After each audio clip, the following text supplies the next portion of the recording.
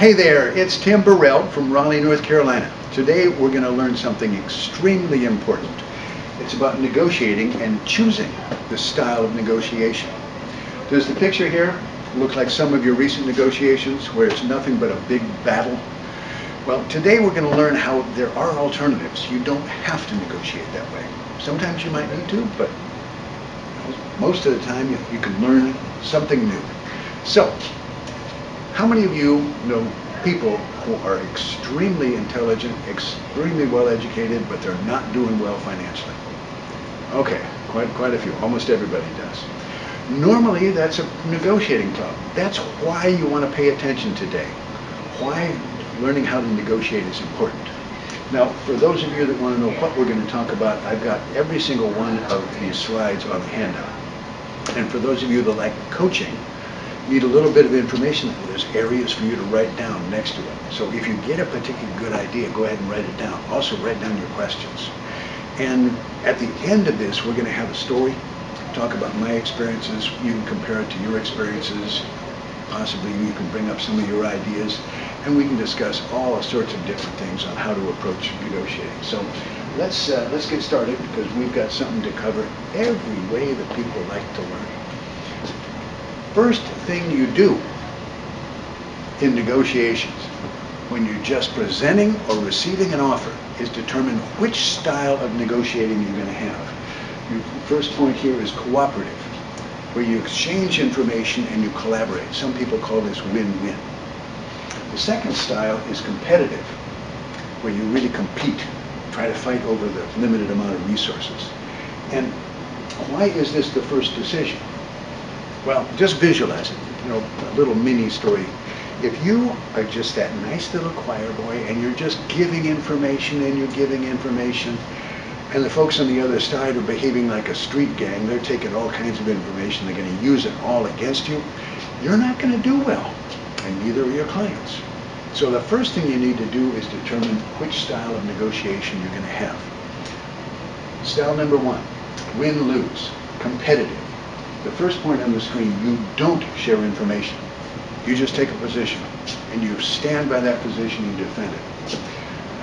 The second point, you defend your positions and abandon them and gradually move towards each other. You don't share what the real issues are. You just share the position. The price is this, and that's a great price.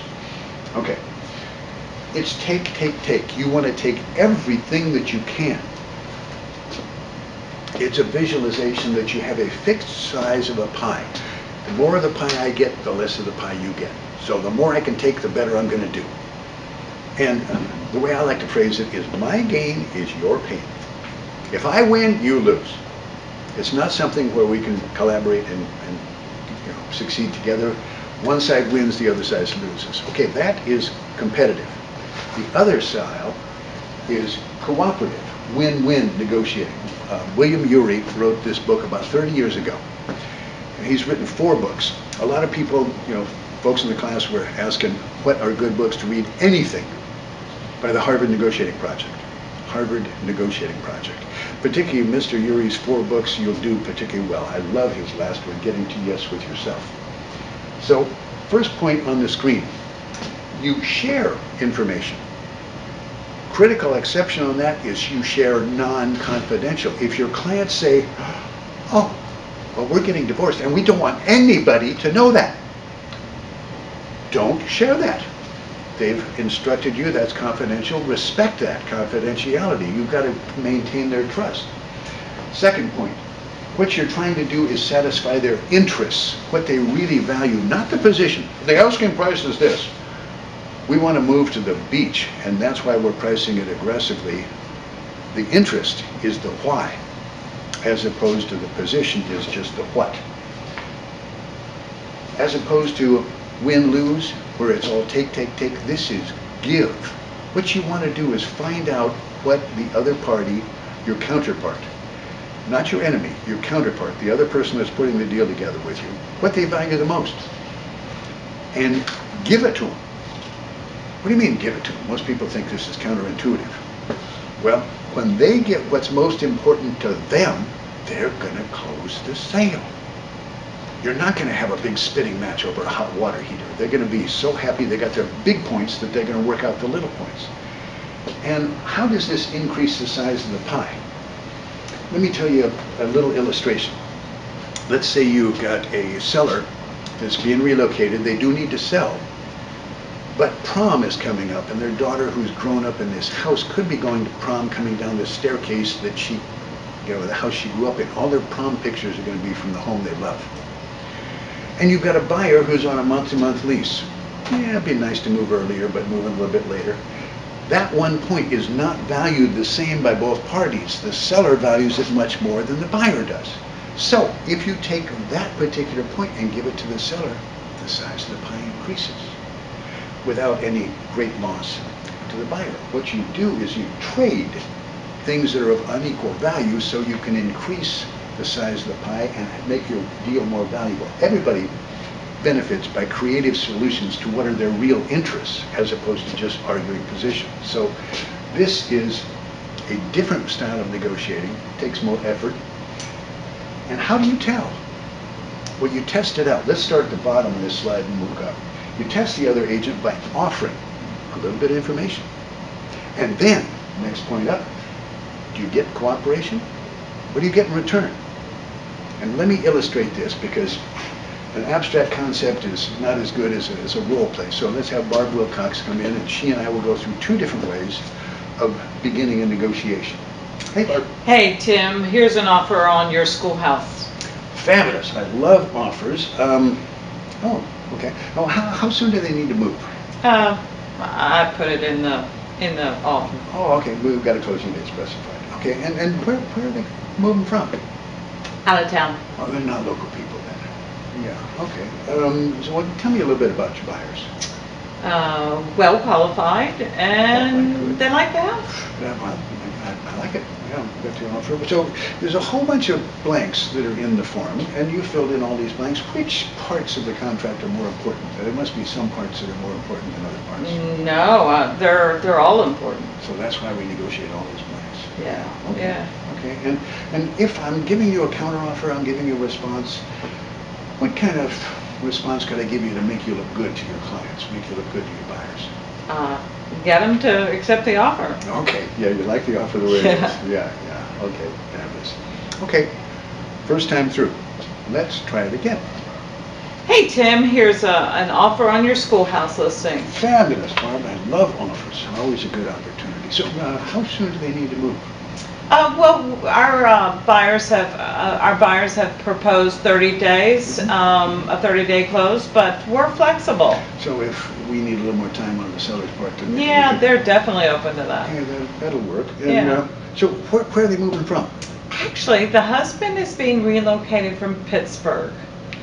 Company relocation. Yes, absolutely. And are they paying a little closing costs? They are. He'll get some closing costs from his employer. Okay. Well, I noticed you haven't asked for any sort of nope, closing costs. Don't need any. That helps. That helps.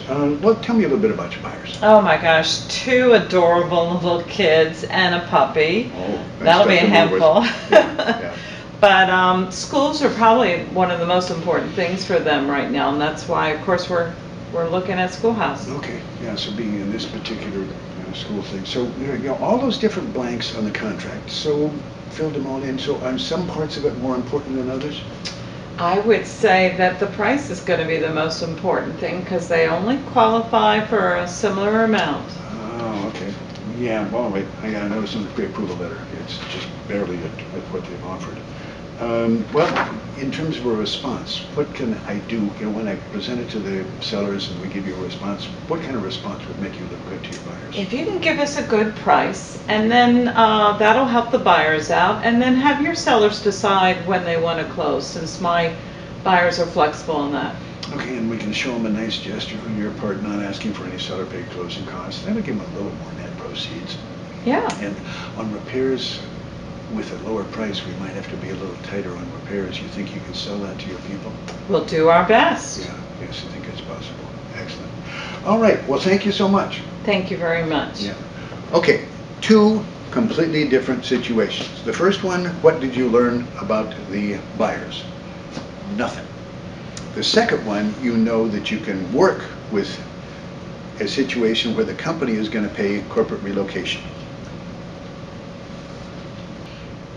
So on the second one, we've got a situation where the company is going to pay the relocation costs. We get a benefit of not negotiating seller paid closing costs. And we know some of the critical parts of the contract. They're just barely getting there on the price, but we can take other things on the seller's side to compensate for the price. A better closing date, possibly be a little tighter on repairs, things of this nature. So on the first one, no exchange of information. Going to be win-lose. Pull back all your information. Play your cards close to your vest. In the event that you're doing the second one, you share some information, find out which parts are the most critical for each one of the people, and give them their most critical parts so that they can gain that way. Don't have much time for the next 2 points in the slide. Ask open questions. Who, what, where, when, why. So then the other party can expound. Don't ask closed questions where they just do yes and no. And when you are negotiating with people, and this can be an entire subject, so we'll just touch on it, you use what I call the platinum rule. The golden rule is you treat other people the way you want to be treated. The platinum rule is you treat them the way they want to be treated. You communicate with them based on their personality type and the way that they think. Whole subject in its own, wonderful courses that are offered on that particular subject, but let's move on to the next point, because let's pause right here. Who do you think chooses which way you negotiate? Okay, how many think you, as the grand negotiator, you get to influence the outcome and you are the one that gets to pick? Okay. Okay. And how many people think it's the other party, your counterpart, that gets to choose? And now we'll wait for those of you that can't reach. There we go. Okay. Well, those that think the counterpart chooses are correct. Good analogy is dancing. If you're dancing with somebody who doesn't dance well, and they step all over your feet, you're going to have to adjust. If you're instead dancing with a highly professional dancer, then you can be a little bit more exotic and you can have a little bit, better time together.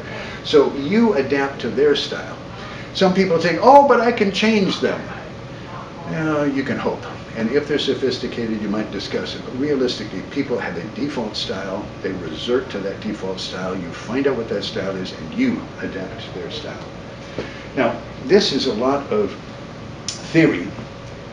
Let's just apply it in a particular situation. I've found my students remember stories.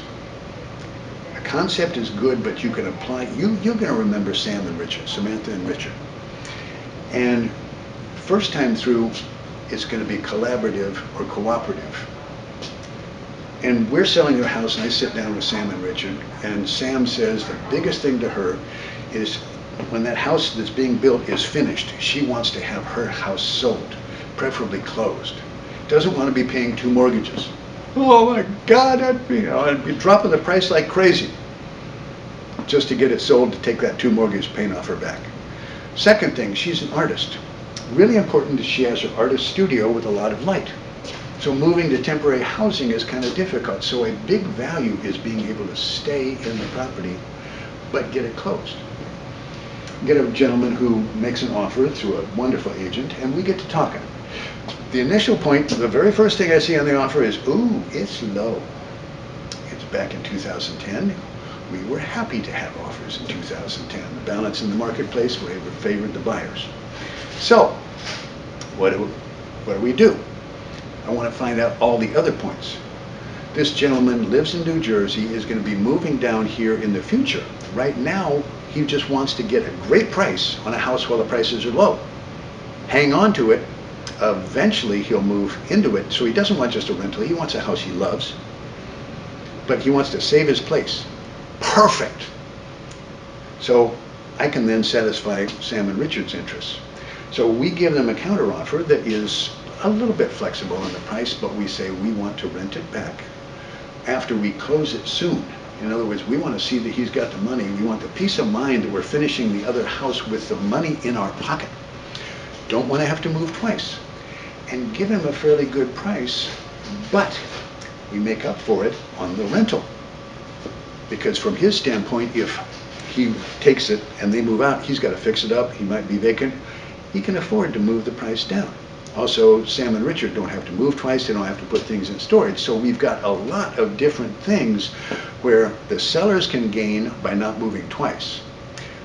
The buyer can gain by having a good price, and he can also gain by having good people in there. Even though they're paying him less, they're going to take good care of it. Great deal, closes very gracefully. Everybody's happy at the closing table. Cooperative. Now, let's try it again. Competitive. Offer comes in. I look at the price. Whoa! You got to do better than that. Normal flinch. And I get a response saying, whoa, hey, you know, it's 2010, what do you expect? You know, it's a buyer's market. He's got the one who's got the power. He can dictate it. Well, tell me a little bit about him. Well, you know, he wants a really good deal. Anything else? No, that's the price. You know, really good, great opportunity for you to have that price. Okay, fine. Go to Sam and Richard. Well, I've got this guy, here's the price. We give him a counter offer that's real close to the price. Hand it back to them because all we're doing is negotiating the position. The buyer goes, what? If you're only going to come off that much, yeah, forget it. Walks. We have something that if you know the true issues, you can put a great deal together. When you only know the positions, you don't put any deal together. That is the difference. And collaborative negotiating takes a bit more work and is a lot more effort. But in this situation, we get a much better deal. So let's go over what we learned today. And those of you that are taking notes, you can finalize some of these things, and those of you that want to compare to your own experience, feel free to ask me either now or after class about how your experiences in negotiating differ from mine. We've gone through the what of what we're going to talk about, and you've got all of those things. And hopefully you've learned why. Because look at the difference for Sam and Richard. You put a deal together and everybody's happy, versus you get nothing. And how much commission do you make when it doesn't close? Yeah, okay, good. So the very first thing that you do, determine what style you're going to negotiate. Compete or cooperate. Test that out. There's a wonderful song, Sweet Seasons by Carole King. Sometimes you win, sometimes you lose, most times you choose between the two. Put that in your head to help you remember it. Some mnemonics are a lot simpler if you can relate it to something. Well, change it a little bit. Sometimes you win-win and sometimes you win-lose, and most times you choose between the two. So that's what this class is all about. Test your counterpart. Offer a little bit of information and see what happens. Are they going to collaborate? Are they going to share? Or are they going to clam up? Then you adapt to them. You might try to change them, but it frequently ends up in a disaster.